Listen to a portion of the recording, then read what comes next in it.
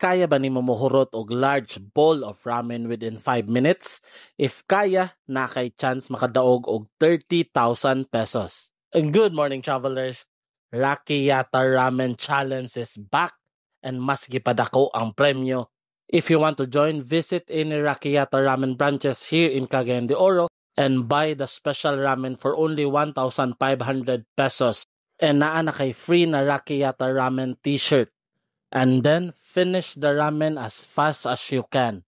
If ikaw ang fastest challenger sa usa ka branch, ikaw ang mo represent sa grand finals sa Rakiyata Ramen Challenge 2.0 na may chance makadaog og 30,000 pesos. This challenge will run from October 6 to November 28.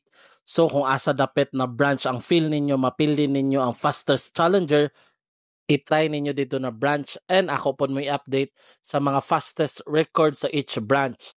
As of the moment, mauna siya ang record holder muning pas-pas kaayo 5 minutes and 35 seconds sa SM CDO downtown na branch.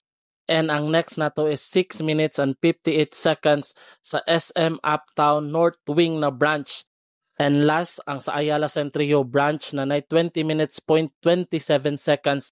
And possible ang uban record ana napildi na or napulihan na siya kay wala ko ka-update gahapon and karon. So sa mga gaplano, visit in Rakiyata Ramen branches.